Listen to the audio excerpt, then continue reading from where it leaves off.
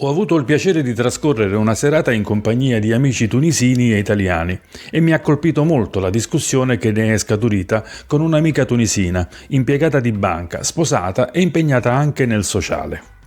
Abbiamo parlato dell'aumento dei costi dei servizi bancari e della vita in genere.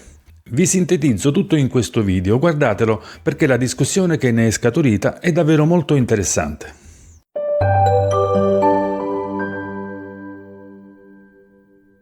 La Tunisia per molti italiani rappresenta una sorta di speranza dove il costo della vita permette a tanti pensionati di vivere dignitosamente o perfino di migliorare il proprio tenore di vita, visto che in Italia le bollette e servizi raggiungono costi proibitivi. Tuttavia negli ultimi anni si è assistito ad un aumento dei costi anche qui in Tunisia, generi alimentari di importazione, servizi bancari e affitti, creando non poche difficoltà per chi con pensioni più basse ha scelto di trasferirsi. Questo fenomeno è legato a fattori economici e sociali che abbiamo voluto valutare insieme, portando ognuno la propria esperienza e scoprendo aspetti che avevo considerato solo in parte. In Tunisia convivono diverse categorie di pensionati italiani, ognuno con esigenze e capacità economiche diverse. Da una parte ci sono coloro che percepiscono pensioni minime attorno ai 1.000-1.200 euro al mese, che è anche la cifra minima necessaria per ottenere il permesso di soggiorno. Per loro la Tunisia è un luogo dove è possibile vivere in autonomia economica, coprendo le spese quotidiane senza particolari difficoltà. Molti di loro scelgono appartamenti moderni e nuovi, ma non eccessivamente sfarzosi, e conducono una vita tranquilla, spendendo la loro pensione nel paese sia che si fermino 6 mesi o tutto l'anno, contribuendo direttamente all'economia locale. Dall'altra parte ci sono pensionati con redditi ben più alti, superiori ai 3.000 euro netti al mese, ma anche di molto superiori, che arrivano in Tunisia con obiettivi diversi. Per alcuni il trasferimento rappresenta un'opportunità per risparmiare grazie alla convenzione bilaterale tra Italia e Tunisia, che elimina il pagamento dell'IRPEF, e parliamo di risparmi considerevoli, proporzionati chiaramente all'importo della pensione. Basti pensare che non sono poche le persone che arrivano a risparmiare fino a 20.000 euro all'anno e più. I scopi sono diversi: aiutare i figli rimasti in Italia con una maggiore disponibilità, acquistare immobili come investimento o semplicemente vivere con un tenore di vita più alto rispetto a quello che potrebbero permettersi in Italia. Questa categoria di pensionati, pur non intenzionalmente, ha iniziato a contribuire nel modificare l'economia tunisina legata al mondo degli affitti e delle transazioni bancarie. Gli italiani con pensioni elevate, abituati ai prezzi italiani, accettano senza problemi affitti che vanno dai 2.000 ai 3.000 dinari al mese, cifre che risultano sproporzionate rispetto al costo medio della vita locale. Questo fenomeno, unito all'aumento naturale del mercato globale, ha fatto lievitare quello immobiliare, rendendo sempre più difficile per i pensionati con redditi più bassi trovare soluzioni abitative adeguate ad un prezzo reale locale. Parallelamente l'aumento delle spese bancarie ha suscitato molte lamentele, soprattutto tra i pensionati con redditi più modesti. Perché bonificare denaro tra Italia e Tunisia è diventato così costoso? Una possibile spiegazione, così come è venuto fuori dalla conversazione, risiede proprio nel fatto che molti pensionati trasferiscono regolarmente gran parte della pensione in Italia, a differenza di chi la spende quasi integralmente in loco. Questi connazionali movimentano capitali significativi che non restano in Tunisia, ma transitano regolarmente ogni anno. Tassare quindi questi capitali bonificati e aumentare i costi delle transazioni permette di trarre vantaggi economici da flussi di denaro che altrimenti non contribuirebbero all'economia reale del paese. Tuttavia, queste politiche finiscono per penalizzare anche chi utilizza i servizi bancari per necessità più limitate, come inviare piccole somme in Italia per svariati motivi.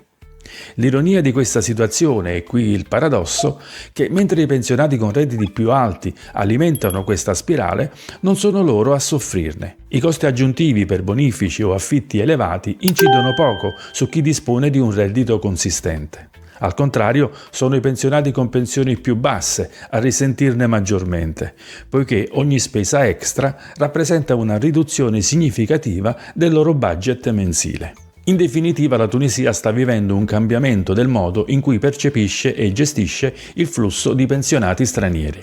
Il focus del paese è stato ed è sicuramente quello di attrarre persone con redditi da spendere localmente, per stimolare la crescita economica, ma chi invece veicola il denaro solo per la defiscalizzazione, riportandolo quasi integralmente in Italia, ha portato la Tunisia ad alzare i costi al fine di massimizzare i guadagni delle transazioni legate a questi movimenti di denaro. Una mossa strategica finalizzata esclusivamente agli interessi del paese, ma del resto perché si dovrebbe fare diversamente? Il risultato è una crescente difficoltà per chi cerca di costruirsi una vita autonoma in Tunisia, visto che in Italia è impossibile. Mentre chi arriva con redditi elevati contribuisce suo malgrado a far lievitare costi di beni e servizi, beneficiando della defiscalizzazione per comodo e senza apportare un effettivo beneficio per il paese. Forse una soluzione si sta studiando e risiede in una maggiore differenziazione delle politiche fiscali e bancarie legate ai pensionati che si trasferiscono. Differenziazione che sta interessando l'Italia e la stessa Tunisia e che speriamo tenga conto delle diverse situazioni economiche dei pensionati stranieri che vogliono defiscalizzare qui. Rendere i costi di gestione del denaro differenti per chi mantiene in loco il capitale rispetto a chi vive in Tunisia solo per 6 mesi all'anno, riportando quasi tutto il denaro detassato in Italia. La politica del paese è sempre stata chiara del resto: preservare quel modello di vita che ha reso la Tunisia così attraente per tanti italiani, senza squilibrare eccessivamente il mercato locale che fa i conti con residenti che dispongono di redditi significativamente diversi. Quello che è certo è che la Tunisia sta cambiando e con essa le dinamiche che regolano la vita dei pensionati italiani.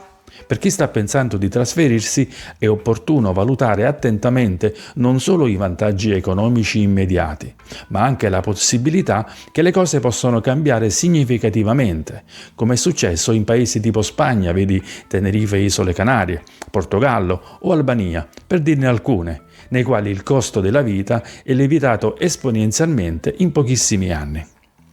Questo ovviamente non vuole essere un video che contesta chi ha la fortuna di percepire una pensione elevata, frutto spesso di sacrifici che è giusto ripagare adeguatamente. Tantomeno per chi decide di vivere qui con agiatezza e lusso, anche se solo per una parte all'anno, ma di una valutazione oggettiva di quel che si vede e si percepisce vivendo qui. Una rappresentazione di fatti che sono di fronte agli occhi di tutti, senza trarne alcuna considerazione. Ho trovato altresì interessante vederne una valutazione esterna da una addetta ai lavori che ha analizzato i fatti da un'altra prospettiva. Penso che le cose cambieranno presto e mi auguro che in Tunisia non si verifichino gli stessi problemi capitati in altre località che ho già citato, dove in pochi anni il costo della vita, anche se solo in alcuni servizi, si è equiparato al resto del mondo. A noi comuni mortali altro non resta che adeguarsi agli eventi e sperare nel meglio per tutti.